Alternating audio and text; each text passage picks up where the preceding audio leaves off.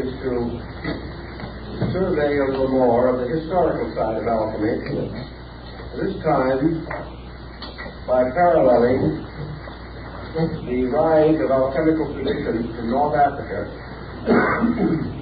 and its development among the Chinese. Chinese alchemy is quite different in spirit, methodology, from the European approach to this subject. And because of its comparative antiquity and the way in which it developed, we may have a clue to the obscure origin of European alchemy. We've already noted that the great rise of the alchemistical symbolism with its extravagant use of emblematic devices and elaborate formulas coincided with the rise of the other mystical schools in Europe, and it should not be regarded as ancient as is popularly supposed. Now in China we find what may well be the building up of a pattern that finally led to the rise of European symbolical alchemy. In China, this mystical art is associated with the cult of Taoism. So we'll have to examine for a moment Chinese philosophy, where in China alchemy stems directly from philosophy, a link which we do not have in the West. We're not sure of the relation of these groups. But from the study of the Chinese, we may well begin to re-evaluate our Western historical approach. Taoism, arising as the result of the teachings of the obscure Chinese philosopher Lao Tzu, passed through three distinct stages in its development. The first, the philosophical; the second, the transcendental; and the third, the theological. These periods are roughly divided into about 600 to 700 year periods. Each of these sections would thereby correspond to something resembling 600 years of development and systematic re-adaptation. In the first 600 years of Taoism, the sect was essentially philosophical and essentially a very high form of Eastern absolutism. Lao Tzu was not only a mystic, but a very profound theist in his interpretation of the essential principle of Tao, or universal being. Hardly had Lao Tzu passed on before his followers, disciples, and several other Chinese scholars who became distinguished in the descent system began to expand and elaborate the essential principles which he had taught. This period of expansion resulted in several recensions of the basic text of the group and terminated about the beginning of the Christian era, or shortly thereafter. During this first period, we have a parallel with the first period in Buddhist philosophy, which was essentially a powerful ethical agnosticism. But gradually it became evident in popular usage that the abstract principles of pure philosophy did not have sufficient vitality for masses to result in any strong development of sects or groups. The pure philosophy was simply too deep for the average person and did not come close enough to his own living experience.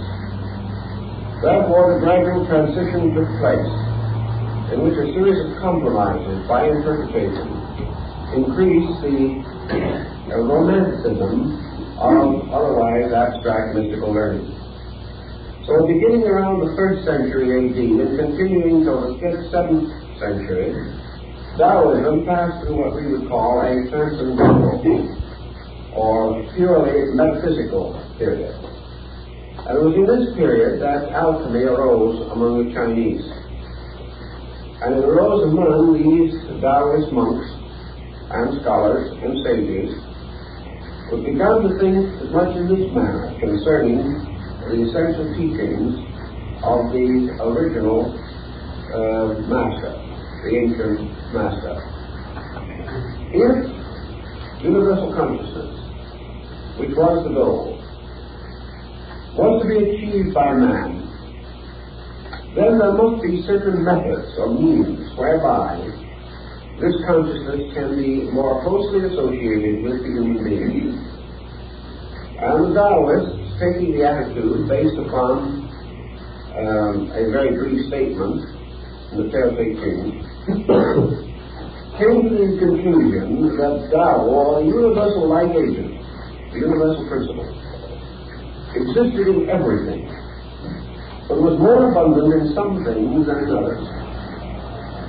Therefore, in order to increase Tao, or consciousness, or life being within the individual, he should gradually associate himself with those things in which this principle was most abundant. We come very close to the Paracelsian theory of union, that certain living things had a larger share of this essential energy than other things. We believe that in a different way on a scientific level today. We believe, for example, that certain foods contain more nutrition than others.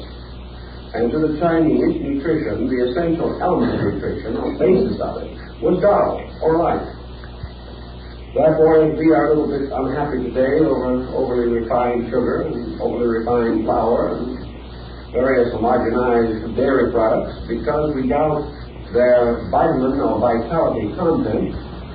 So the Chinese in this early period were speculating as to the essential abundance or deprivation of nutriment or nutrition within the various elements of food and the various means of concentrating Tao within the body of the human being.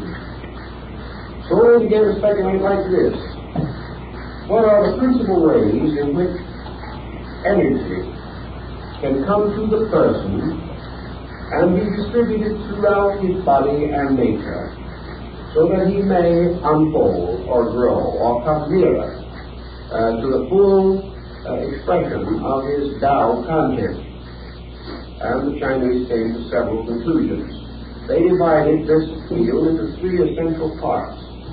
The first they called breath.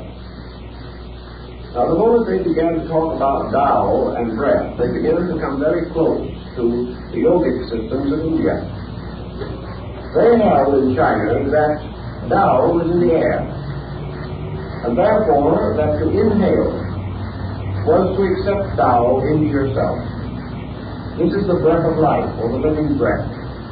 Air in its eternal circulation was symbolical of the endless motion of the Tao principle in the universe. So the problem was to increase the intake of air, which they did by various disciplines. Also, through the development of esoteric arts, to use the will or the consciousness to distribute this air within the body, so that it could be more rapidly brought into direct contact with vital organs, nerve centers, and brain centers. They started in, for example, with a formula like this, that the disciple should start in by inhaling and then counting his heartbeat before exhaling again. He could start by inhaling, holding his breath, and counting his heartbeat up to 100. At which time he should exhale. By doing so, he would increase the duration of the energy principle from the air, which remained longer within him. Also, at the same time, it would gather more negative or useless material to be disposed of. In other words, the Chinese referred to this process as body cleansing through breath. They held that the sage, through practice over a period of years, could finally reach the point where he could hold the breath and count to 1,000, which would be quite a long time, probably 2 or 3 minutes. And also, during this period of time, would accomplish what they call body cleansing. Now, the second part of breath was that Tao is absolute rhythm. And you can estimate the parallel between, for instance, this Chinese policy and Western calisthenics. You can see a good Westerner get up in front of the window, open it up, beat on his chest, take a deep breath, and actually explode. This is our way of doing everything. It's not subtle by any means. But then the West is not subtle. But the Taoist was subtle. So he told them what to do. He said, before you do this breathing process, you should take a feather and suspend it on a very fine thread or hair about 6 inches in front of your face. And in the process of both inhaling and exhaling, you must not disturb the feather's motion. You mustn't cause it to swing or sway or move. In other words, you must both inhale and exhale very quietly, without any sense of pressure. You must not hold the breath until you burst and it all comes out with one fell swoop that will blow the feather across the street. You have to do this all very rhythmically, very subtly. There must be no obvious breath. There must be no obvious exertion. It must be gradually to bring this process completely within the control of the will, and the breath moves so quietly, so silently, so subtly, that only those who were well acquainted with the system could even detect that you were breathing. Thus breath becomes absolutely smooth, as the Chinese call it. And by so doing, you have less and less human interference with this motion or rhythm. So the breath was one way in which they sought to cleanse and transform the internal part of the body. Now, the second thing they recommended was, of course, diet. And in the case of diet, they had some very strange ideas. For example, the Chinese rejected all grains. Instead of wheat being the staff of life and all that type of thing, they rejected grains of all kinds, the 5 grains which they knew. They said that the grains were detrimental to Tao. They insisted mostly upon fruit and green vegetables and foods that were exceedingly light. They felt that any weight of food within the body, even though this weight might be of a very solid and substantial nutritive quality, was too coarse, too mundane, to serve the purposes of Tao. That the universal energy principle found in plants was most easily assimilable directly from a living plant that was uncooked, and that it was also assimilable from the plant itself, rather than from its fruit or seed. That was the stalk, the stem, the leaf, the flower even, was more abundant in Tao than the final consummation of this plant in its fruit or seed. Because in the process of transforming into its final fruit or seed, a transition occurred in the nature of Tao, and it was not so readily available to the body.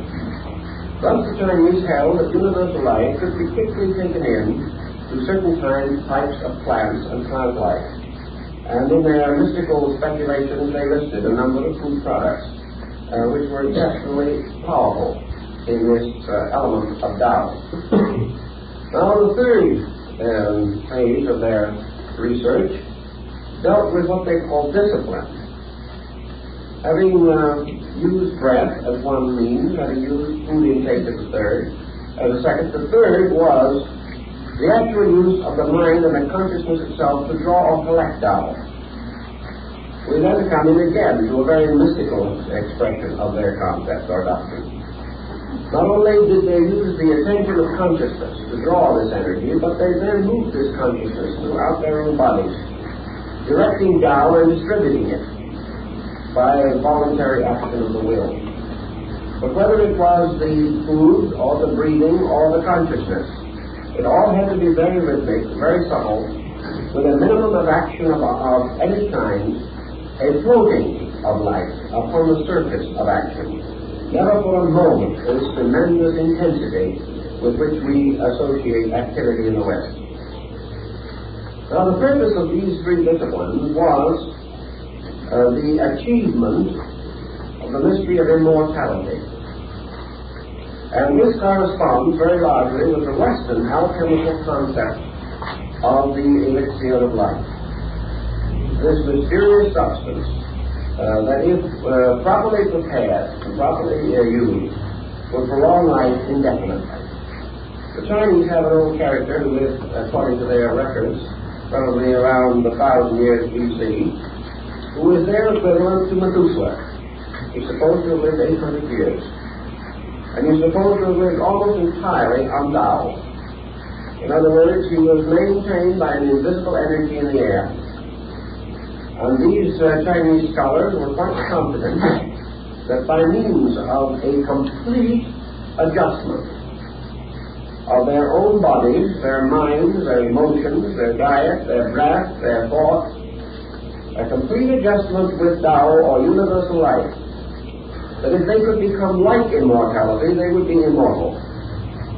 And there are many legends in their mystical writings concerning these wonderful sages and saints, like the old teachers of the Jade Mountains, who gained incredible longevity, simply nourished by Tao, or as they would have called it, by the elixir, or the magical agent, the mysterious power of the universal life principle.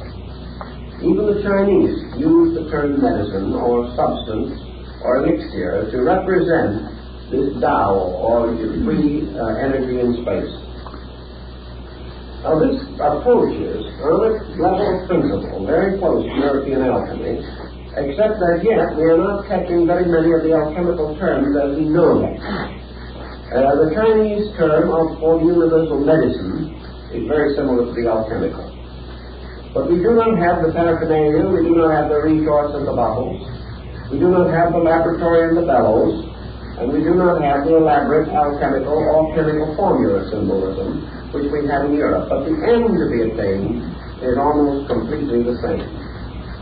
Now this was the first of their concepts in relation to alchemy, the possibility of the attainment of an eternal life, the medicine that heals all mortality, and when attained by the mystic, makes him immune to the evils of the world. Not only is he protected against sickness and age, but he is protected against the evils of any creature that might attempt to attack him or endanger him. He is indestructible because he is identical with Tao, because the interval between himself and universal life has been reduced to a minimum. So, years ago, when I was traveling in Korea, I went into the Diamond Mountain area, and there had the opportunity to contact a few elderly Taoist scholars. You can't say, probably, that they belong to the same pattern as we find on beautiful old Chinese paintings of wonderful rugged mountains and waterfalls and old scholars seated under a tree.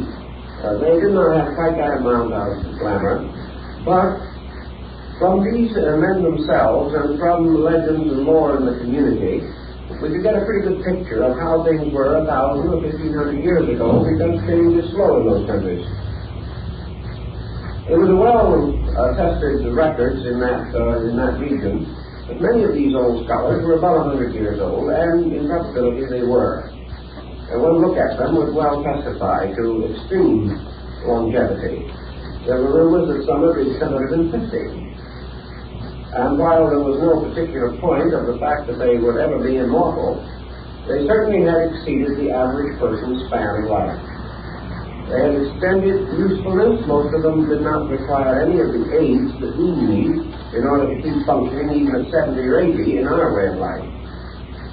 One of their principal concepts there was that the secret of longevity is the reduction of friction. And friction must always be the resistance of a personality to the law. In other words, Tao is reality. Those that move with reality flow as little ships upon the surface of a straight and placid river. Those who go against the law immediately come into conflict. And the moment there is conflict, there is death. There is friction, the wearing out of things, the exhaustion of resources, the wasting of energy. It is not what we do that wastes energy, but the way that we do it. And also the hazards, mental and emotional, with which we burden the things we do. An individual in the West has an unpleasant task to perform. He worries about it for days before he does it. He wishes he didn't have to do it. He tries to find some way of pushing it on someone else. And as the time becomes nearer and nearer, he becomes more and more sorry for himself because he is faced with this burden. By the time the actual task arrives, he is no longer really in good condition to face it. He has dissipated more energy in vain regrets over the circumstance than would require to solve it. Then after it is finally completed, he continues to be sorry for himself and then develops gradually a heroic attitude in which he goes from then on recounting to others the extraordinary serenity and this extraordinary courage with which he faced a disagreeable situation. This is a tremendous waste of energy. And the Taoist would simply advise that the person relax and flow through the circumstance, whatever it is. Face it. Face it without qualms, face it without regret, face it without fear. Whatever it is, it is. You do it as well as you can, working in a complete state of relaxation so that every faculty and power that you have is available. You are less likely to make mistakes. You are less likely to make a wrong decision or a hasty one or an over-influenced one. And in all probability, the incident itself will almost evaporate as it approaches, because you have failed to make it important. By so doing, you will conserve energy and kept the laws. So these old Chinese scholars say that the answer to all this is simply relax. That if you meet all incidents simply as factual, simply as things to be done next, regardless of whether you like them or do not like them, you take all of the pressure out of them. You take all of the tension away from yourself. And as a result, you accomplish more, you enjoy better health, and no matter how busy your life may be, you have time to sit in your bamboo grove and write poetry. The Taoist monks who have watched Europeans in China and in other countries in their way of life point out that even the busiest man in the West could sit in his bamboo grove if he wanted to. If he only did the things that he is doing now, but did them with absolute lack of tension, he would find that instead of taking all day, it would take 2 or 3 hours, and he could write at least one extra poem every day. It depends on how we do things. And in Taoism, this smooth way, the quiet way, the peaceful way of doing everything is the way of immortality. It is also the best preventive we know for ulcers, one of the serious difficulties of our modern life. So all of this lies into one pattern, and that is the Taoist concept of the possibility of man, by special knowledge, by arts, by sciences, by the investigation of natural law, to finally achieve eternal life, which they regarded as not impossible, although they did not claim that they had attained it. They did claim that they had found ways of extending life, which would indicate that the ultimate goal could be accomplished if man's consciousness was brought into absolute harmony with the universal plan, so that full and complete union with reality would mean not only the end of sorrow, the end of pain, but the end of death. This was their belief. We may assume it or not assume it as we please. Now, the second thing that was of great concern in China, and has always been a great concern in China, was poverty. In China, there is no middle class as we know it, and there never has been. There is the rich and there is the poor. And the poor are many and the rich are few. And between these two, what we call our great white-collar class here in the West has no existence. So in the second degree of the concept of art, magic, sorcery, metaphysics, the Chinese developed the idea that comes the closest to the Western alchemical tradition, and that is the transmutation of base metals. He believed firmly that it would be perfectly possible to make gold. Why? Because gold was a symbol of Tao. Gold, as the most precious of all substances, was an appropriate emblem of reality, the most precious of all things in space. As the gold represented the light of the sun, the light of reason, the light of wisdom, the light of truth, so gold represented the great treasure. Now, gold on the mystical and philosophical level could be wisdom, because wisdom is a kind of wealth. that exceeds all the wealth of the earth. Truth is a treasure greater than the most precious diamond. Reality is more valuable than the scepter of the purest jade. So all these great and wonderful realities, these truths, this wisdom, all these became associated with the concept of gold. Now the gold, in turn, was associated with the concept of being the king or ruler of all the metals. So Shanti, imperial heaven, was the yellow emperor. And yellow was a color which, rising in the Taoist period of Chinese metaphysics, became the emblem of the yellow road of heaven. It became also the emblem of the imperial house. It was the sign of supreme power. And yellow and gold were religion. So to make gold, the Chinese began to develop a concept. If a man should live forever, or would live forever, the practical Chinese would say there's no use in living forever if he's going to be poor forever. You just can't do anything. You can't get anywhere on that philosophy. And if you think about the Chinese for a moment, you will realize that with all their philosophy and all their art, they're very practical people. There isn't a person in the world shrewder than a Chinese merchant.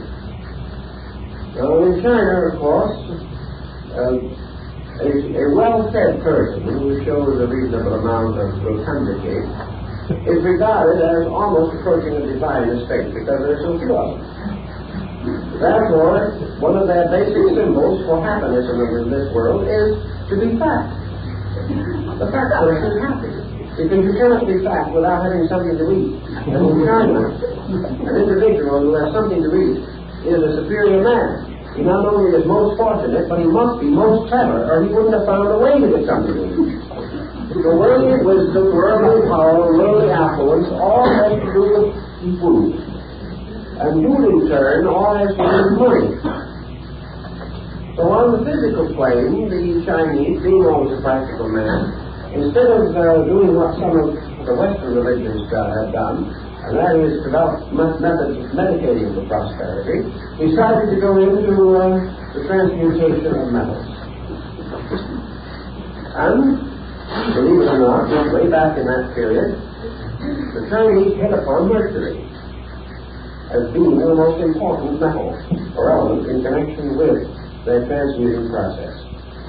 And they associated mercury with a substance called cinnabar, from which mercury could be abstracted. And so cinnabar became the basic material with which they worked in the effort to gain the secret of the transmutation of metals. They had no laboratory such as we know, as we've mentioned, and your painting of an old Chinese alchemist, as he looks back in that period, usually represented a little man seated under a tree somewhere, with a very tiny little stone in front of him, probably about the size of a suitcase, and looking more like a moderate-sized incense burner than anything else. And in this stone, and in this little furnace he had, a little cup in which he was working all these materials, and he certainly was not in mass production. He was working in a very small space with a very small amount of something. But he was very busy and just as conscientious and sought in his activity as any Western chemist. But he didn't have a great number of materials. He didn't have a wonderful pharmacopoeia to call upon, or shelves with bottles and all those things. He was more or less working with one little container, one little group of substances which he probably carried in a little box in his sash or something of that nature. It was all done on a very personal and intimate scale. But he was looking for a means of transmuting base metal into gold. And he held that the reason he knew it could be done was because, on the level of philosophy, his own base metals, his person, could be transformed. If he, as a person, could be transmuted from a state of ignorance to a state of wisdom, then on the level of the metals, base metals must be susceptible of changing. Man can change. Man can perform the alchemical mystery in his soul. And that which is possible to the soul, by analogy, is also possible to the body. So the Chinese alchemist was convinced that the rules and regulations by which he could achieve his own identity with Tao could be used to bring all base substance into an identity with gold, which was Tao. It never occurred to him for a moment to question that this group of analogies was essentially correct. Now, as we have in the West a great many accounts of transmutation, so we also have in the East. And there are many old Taoist hermits who are supposed to have been able to go on indefinitely, performing great and wonderful charities, and by means of the gold which they were able to manufacture. Now, there was another element that came in connection with this, and perhaps this had a bearing on it, although we're not too sure of all the elements involved. Unfortunately, we have as much knowledge of Chinese literature as we have of Roman. It would probably have changed the course of Western civilization, but we don't have it. In the Taoist work, the problem of the production of medicines under magical formulas for the curing of various diseases developed very rapidly. The Chinese had a strange and rather eccentric group of medications, but they still were quite true, quite wise, and quite gifted in their ability to treat many ailments for which we have no immediate solution. But in their medicines, one of the most important and priceless ingredients, particularly in their mystical remedies, was gold. Now, you know, as we all know, that it would probably have been very hard for Socrates to have gotten the gold if he had wanted to do any chemical experimentation. He probably never had the price of one small Greek gold coin, or at least very seldom had. These old chemists working with various medications in China were monks. They were poor persons who had renounced worldliness, so-called, to go into scholarship and study and meditation. Gold was for the emperor, not for the monks. Gold was not for an old hermit somewhere among the mountains, unless he happened to be fortunate enough to live in an area where he could maybe mine a little gold or pan a little gold himself. For the most part, he had no contact with these elements. Therefore, to him it was necessary to manufacture them. And there is a legend or tradition that the Taoists made gold for the purpose of their medicine, not for its own sake, but because they needed it as an ingredient in something else. Not being able to buy it, not being able to afford to get it, and not being likely to receive it as a gift under the economic conditions of China, they had to learn some way of making and manufacturing either gold or a synthetic material which had the same attributes. But in the course of their experimentations, they also manufactured synthetic stones. They manufactured synthetic jade and amber. They perfected a great many chemical formulas, as did the European alchemists, who gradually enriched the entire code of chemistry through their various researchers in related fields. So we have the second of the two desirable things. One is the elixir of life. The other is the transmutation of metals and the formation of synthetic stones, which is the equivalent of the philosopher's stone. So they were working on the same basic story, but they came about it a little differently. Taoism continued to exercise a comparatively powerful influence in China, especially in this metaphysical field, until about the 7th or 8th century, when it began to tangle with the newly rising strength of Buddhism. Buddhism has been introduced into southern China about the beginning of the Christian era. Some say slightly earlier, some say slightly later. But there probably was an impermanent foundation in the 1st or 2nd century BC and a permanent foundation about the 2nd century AD. So that Buddhism was coming in. And Buddhism was already also passing through a transition period. Buddhism moved into China about the time when it began to expand its own transcendental doctrines, moving from the philosophic foundations to its own metaphysical foundation. At this period, Buddhism came in with quite a different viewpoint from that which was in China at that time. Buddhism also brought a certain amount of alchemical and chemical speculation with it from India, where for a long time scientific researches have been more or less intensively carried on. It was a little later, however, after the rise of Nalanda and some of the great institutions in India, that Buddhist scholarship in art and in science, especially in chemistry, began to drift towards China and began to mingle its stream with the indigenous culture. Actually, there is not a great deal relating to what we call alchemy in the original Buddhistic philosophy. There is, however, a great deal about the philosophy itself, which is reminiscent of the original concepts of Tao and the Chinese belief in the possibility of man's final identity with an eternal state. But it was not in Buddhism so much an eternal life as it was an eternal consciousness in Nirvana.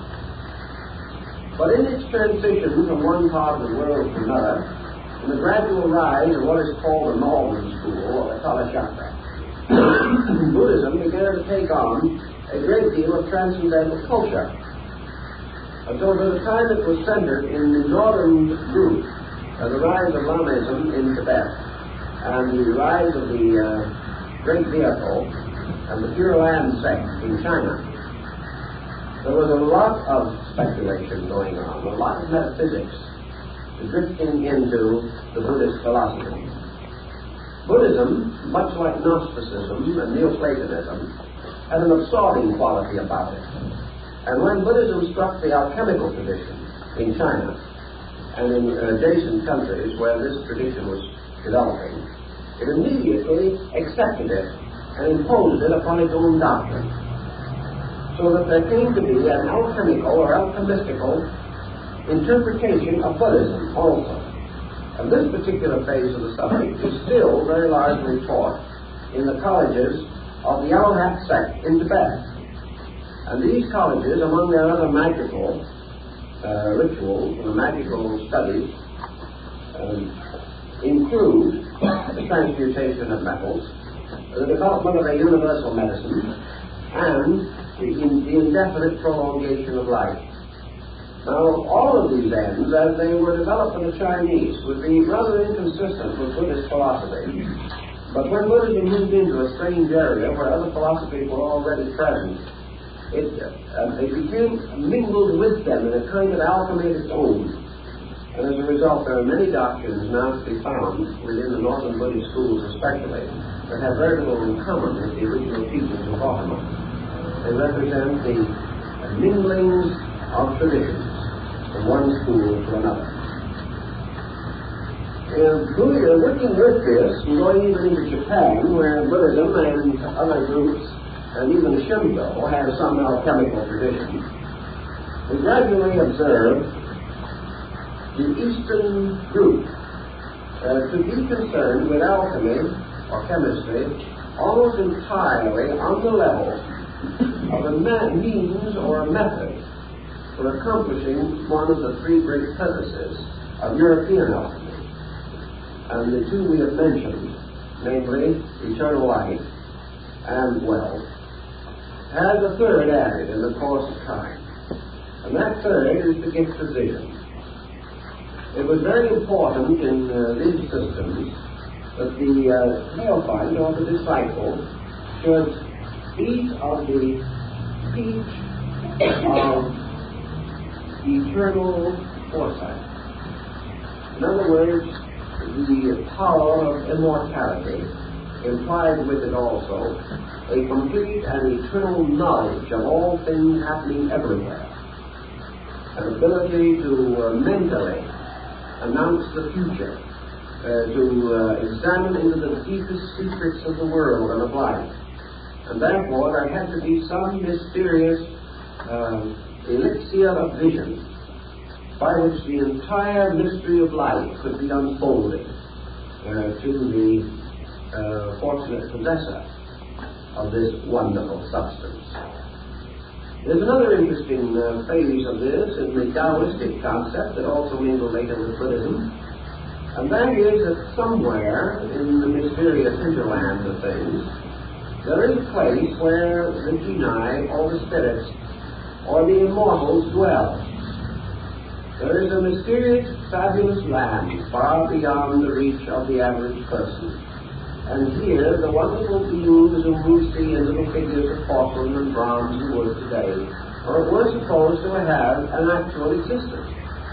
They were the sages who had eaten of the peach of immortality and had gone off to join the city of the immortals, where the scholars and the mystics and the alchemists and the magicians all live together forever in eternal bliss, somewhere beyond those mysterious mountains that encircle the great Middle Empire. So your would-be alchemist, your mystic to come, believe definitely in the intercession of those who had already achieved the mystery. Because when you have immortal life and eternal wisdom and all wealth, you are a kind of super being. You might come floating down out of the sky riding on the back of a plane, for example. Or you might step off of your familiar dragon in front of his house someday and explain to him all the secrets of life. These people definitely had the belief that there were spirits, and that these spirits possessed these secrets. In Europe you had the same thing, because you had elementaries. And Paracelsus even believed that you could capture and hold these elementaries or beings, that they could give you the secret of the stone and all these wonderful and mysterious powers that had to do with the control of the elements of nature. So we now have the sage, the perfect one, the mysterious elder, who has the stone, and who becomes the equivalent of the European adept.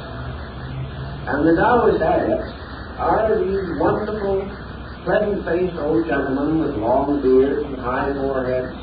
They're associated with wonderful creatures, dragons and griffins, and wonderful birds and beasts, with knotted staffs and crooked sticks in their hands, and carrying bottles and carrying baskets and carrying bags, in which all the paraphernalia and wonders of their knowledge, these was all concealed.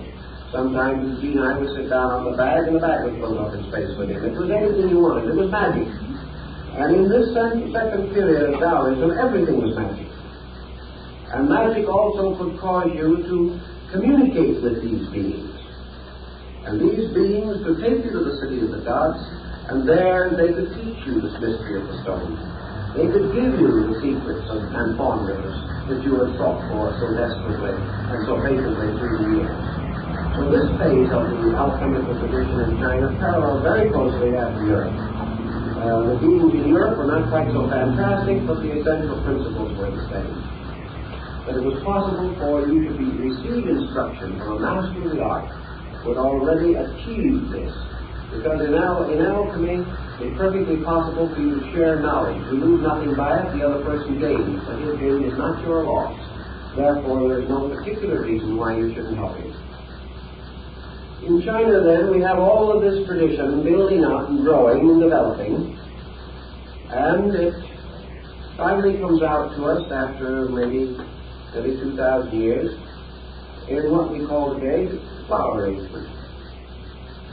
Whether in the Moribana school or the Ikinobo schools of Japan, the arrangement of flowers, the tea ceremony, all of these things, the incense ceremony, all have to do with the same principles, the same rules, the same ideas that underlie the Taoist concept of alchemy. So we'll take a little time to go into that, and we'll try to show you exactly what is intended.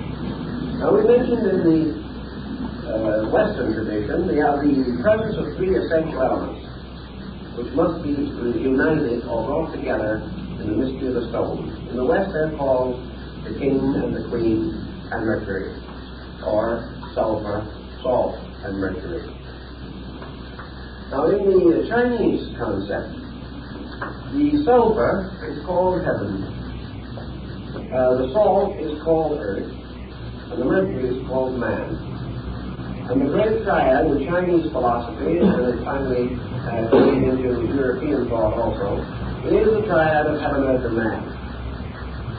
This triad goes through all of their art, all of their sculpturing, all of their painting, every phase of their cultivation. And the reason, for example, in Chinese art, in Oriental art, that instead of having the wide margin of a picture at the bottom, as we have it, they have it at the top and the narrow margin at the bottom. When we frame a print, we always frame it with a longer margin below and a shorter margin above. We think it's more artistic that way. When we print book pages, we always leave more margin at the bottom of the page and less at the top. Whereas in the Orient, they do exactly the opposite, because the upper margin is always heaven, which must be superior. The lower margin is always earth. And then between these is the work of art. And this is man, because man is the work of art. And art is skill perfecting nature. So heaven, earth, and man must always be represented. Heaven is above, earth is below, and the artist painted the picture in the middle. Therefore, he is man. And in this particular very interesting old mandala here, which is about 11th century, from the Nara period in Japan, you will find down here among the demons in the bottom of the picture is painting of the artist, a little portrait of the artist who did the picture. You can't see it. I am covering up the artist and all that. But sometimes you can see it. But the heaven, earth, and man is a blossom, a leaf, and a bud, and is the basis of all flower arrangement, because it must all be triadic. Heaven, earth, and man is sulfur, salt, and mercury. So in producing all of their artworks, therefore, everything that they do is a formula. These formulas are so exact in Chinese art that it takes 500 years sometimes for one of these schools to permit a master to go to the extension of adding one more blossom to a street of cherry flowers. There must be just so many. And it's a major division, a major rise within a school if one more petal is added to a flower. Everything is so completely systematized and integrated under rules, complete canons of law. In Taoism, therefore, we have this over-concept of Tao containing within itself, within its own eternity, heaven, earth, and man, which also returns to us in the Confucian doctrine. And, of course, returns again very definitely in the Buddhistic triad, where you have the three great principles. You have Amitabha, the Supreme Buddha, then you have Avalokitesvara, and you have, of course, the Sri Bodhisattva. These are heaven, earth, and man again. They are spirit, body, and form. Now, in this painting, spirit is above, is probably represented by Chinese fingers. Below is matter. In the middle is form. And here you have form, a magnificent composition. Now, form is your chemical combination. Form is your alchemy coming in. Because in this central part is a formula. And a formula is a pattern in form. You can almost sense the meaning of it from the word formula itself. Now, man is a formula. The stone is a formula. The human soul is a formula. And in the Oriental system of art, it is always taught that the picture, the representation, must always be an absolute synthesis of the formula. And the formula is always balance. The formula is always equilibrium. It is always synthesis. China, therefore, picked very quickly upon the three great systems that arose within its own country and created a triad out of Confucius, Lao-Tzu, and Buddha. And these were the three famous vinegar tasters of the old Chinese paintings. These three represented the schools, heaven, earth, and man again. And in this emphasis, you have the problem of equilibrium. And in alchemy, the great problem of equilibrium is the balance of the formula, or the balance of the compound. Because if you bring heaven and earth and man together in exactly the right compound, you have immortality. You have the stone. You have the universal medicine. You have the mystery of all knowledge. And you have complete equilibrium, which is the secret of Tao. If, therefore, the Chinese began to experiment with this concept, they believed that the great hermetic miracle was played or was taking place within the great glass bottle of the universe. And upon this bottle lay plainly in Egypt the seal of Hermes, so that we refer to it now as the hermetically sealed bottle, meaning in this case that nothing can get in or out. But originally it merely meant that the bottle used in medicine and science were stamped with the mark of Hermes as a sign of the purpose of the experiment and also as a proper sign of medicine or the healing art. Within the great bottle space, the universal or eternal experiment was taking place. This experiment was the generation between heaven and earth of man. Now this generation did not mean man just as a human being. Rather, in the Hindu sense of the word manas, meaning the mind or the soul. Actually, the great transmutation was the union of spirit and matter to produce the mystery of soul. A man, because in him, of all creatures visible and knowable to us, we have the only obvious example of soul. And because man is able only to examine himself firsthand and all other things secondhand, and because man cannot find soul in anything else because he can experience only himself, therefore he became the symbol of the mystery. He became the symbol of the mysterious agent in which the compound of the opposites was achieved in the complete sublimation of universals. Man therefore receives from above by the hermetic symbol fire, and by the hermetic symbol of fire, he receives an influx or an internalization of spirit.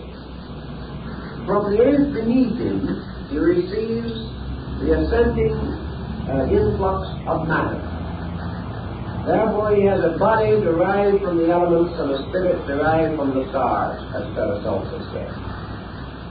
And between the elements and the stars, between the earth and heaven, move the orbits of the sacred planets. And these are the seven metals from which the mystery of the soul is compounded. So man becomes the living soul. And as soul, there is achieved within him the equilibrium of spirit and matter. Now, to bring this equilibrium to bear upon the alchemical formula, the absolutely true center of the interval between spirit and matter must be found. And this is again revealed on another level of symbolism which is just as perfect and just as extraordinary, and about which someday I hope we'll be able to talk at greater length, and that is your music symbolism. Pythagoras sketched a monochord between the orbit of the fixed stars or heaven and the surface of the earth or the elements. And he caused this chord to be marked along its way with frets to break the chord, or to break the string of the one-stringed instrument into the harmonic intervals. And he placed one fret in the exact center of the string, by means of which he secured the mystery of the octaves. And in so doing, he placed this fret in the position of the sun in relation to the solar system, the way the ancients studied it, so that he caused the absolute point of equilibrium of tone to correspond with the body of the sun. And he caused this in man to correspond with the spiritual nature of the heart. And this sun, therefore, we come to again in alchemy. And from the salt and sulfur, the opposites, mingling together, we have in spirit united to matter the middle distance or meridian of form, the octave point on the thread or cord. And here we have the sun, which is the focal point of the world form, form being the perfect compound of spirit and matter. Now, as the sun occupies this mysterious central point, the sun is therefore gold, because the sun is produced alchemically in space by the mingling of the opposing elements. And all the great work of heaven and earth is achieved in the production of the sun, or gold, the core of the great world of metals. In this way, the philosophy of alchemy says that wherever there is absolute equilibrium, there is a sun. And that all planets and all other bodies are off balance. Wherever there is the sun, there is equilibrium. And the moment this equilibrium occurs, the sun becomes creative and causes to move from itself a series of unbalanced polarities and forms a solar system.